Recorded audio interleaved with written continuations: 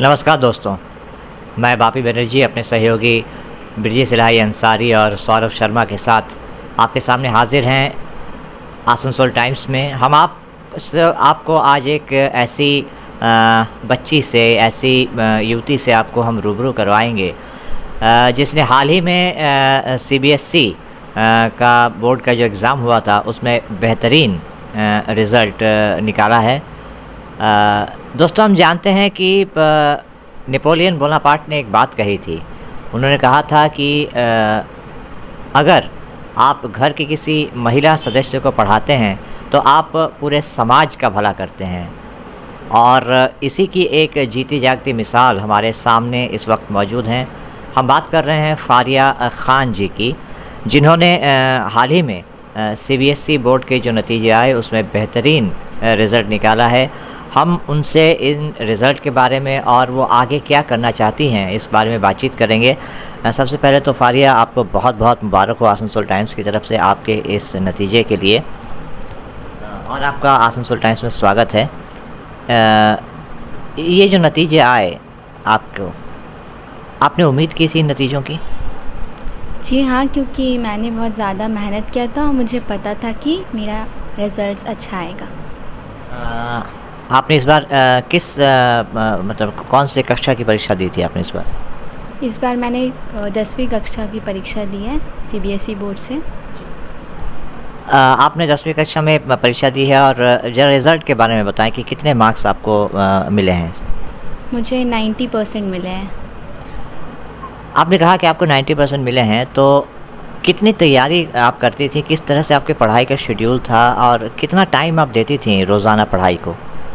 रोज़ाना पढ़ाई को मैं 5 घंटे देती थी और 3 घंटे मैं ट्यूशन्स करती थी। यानी दिन का एक बहुत बड़ा हिस्सा आप पढ़ाई को देती थी, और शायद इसी का ये नतीजा है कि इतने बेहतरीन रिज़ल्ट आए हैं।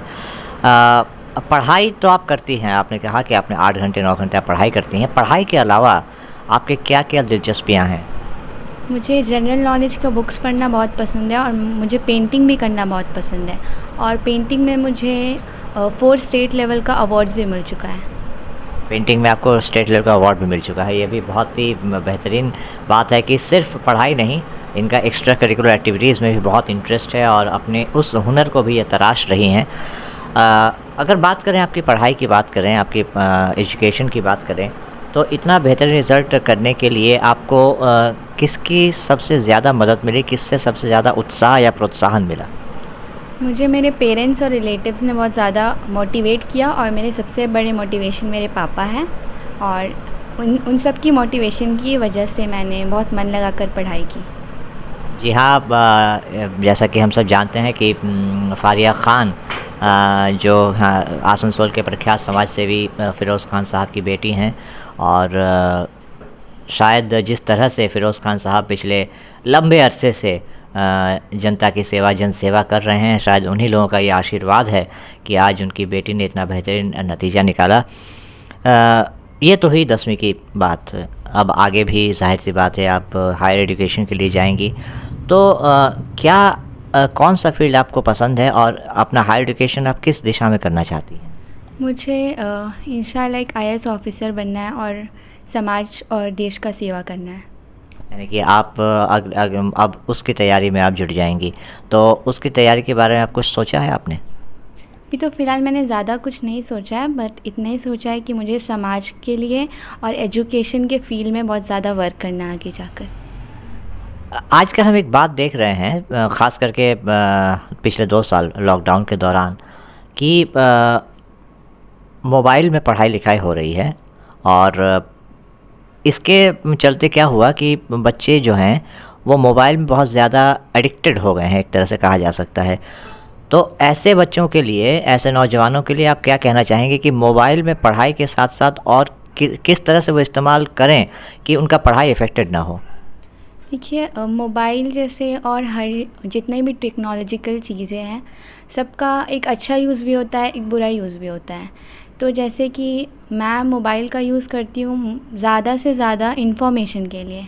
एंटरटेनमेंट भी ज़रूरी है, बट आपको साथ ही साथ रिसर्च भी करते रहना चाहिए, न्यूज़ देखना चाहिए, जिससे आपको मतलब दुनिया में क्या हो रहा है इसका नॉलेज मिलता है। जी हाँ, मतलब मोबाइल ख़राब या अच्छी चीज़ नहीं है, उसका इस्तेमाल आप कैसे करती हैं इस पे डिपेंड करता है। और जैसा कि आपने कहा कि आप एक आईएएस बनना चाहती हैं, तो इस फ़ील्ड में आपका रोल मॉडल कौन है? इस फ़ील्ड में मेरा रोल मॉडल है सृष्टि देशमुख। मतलब आप उनकी तरह बनना चाहती हैं। जी हाँ। और जैसा आपने कहा कि आप आईएएस बनना चाहती हैं, तो क्या आपको लगा कि आप समाज में क्या बदलाव, अगर मैं कहूँ कि 2 ऐसी चीज़ें आप बताइए कि आप बदलाव लाना चाहती हैं, तो क्या होंगी वो 2 चीज़ें?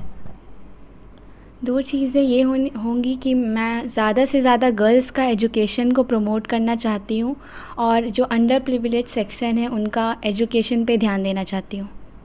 जी हाँ, बहुत ऊँचे विचार हैं और ये कह रही हैं कि ये महिला सशक्तिकरण की दिशा में काम करना चाहती हैं। उसकी शुरुआत महिलाओं की शिक्षा से होनी चाहिए और जो वंचित वर्ग हैं, उनके लिए भी वो काम करना चाहती हैं। फ़ारिया, एक बार आपको फिर से बहुत-बहुत मुबारकबाद आपके इस बेहतरीन नतीजे के लिए और आपके भविष्य जीवन के लिए। आसनसोल टाइम्स की तरफ से बहुत-बहुत शुभकामनाएँ। शुक्रिया। तो हम बात कर रहे थे अभी फ़ारिया ख़ान जी से और आज आसनसोल टाइम्स ने फ़ारिया ख़ान को इस बेहतरीन नतीजे के लिए सम्मानित भी किया। दरअसल हम चाहेंगे कि फ़ारिया ख़ान एक बार अपने हाथों से हमारे इस पुरस्कार को एक बार लें। दरअसल ये आसनसोल टाइम्स की एक छोटी सी कोशिश है कि इस तरह से हम जो उभरते हुए बच्चे हैं, जो कुछ अच्छा हासिल कर रहे हैं, उनकी हम हौसला अफ़ज़ाई करें। और यही वजह है कि आज आसनसोल टाइम्स की तरफ से हमने फ़ारिया ख़ान को सम्मानित किया और हमें उम्मीद है कि फ़ारिया ने जो संकल्प लिया है कि वो आगे चलकर आईएएस बनकर देश की सेवा करना चाहती हैं, वो ज़रूर इसमें कामयाब होंगी और हम सब की शुभकामनाएँ उनके साथ हैं। तो फ़ारिया, एक बार फिर से आपको आसनसोल टाइम्स की तरफ से बहुत-बहुत मुबारकबाद और आपके भविष्य जीवन के लिए बहुत-बहुत शुभकामनाएँ। हम बात कर रहे थे फ़ारिया ख़ान से और आसनसोल टाइम्स में हम और भी ऐसी प्रतिभाओं से आपको रूबरू करवाते रहेंगे। इसके लिए आपको बने रहना होगा आसनसोल टाइम्स के साथ। आज के लिए मुझे बापी बनर्जी, अपने सहयोगी बिरजी सिलाही और सौरभ शर्मा के साथ दीजिए इजाज़त। नमस्कार।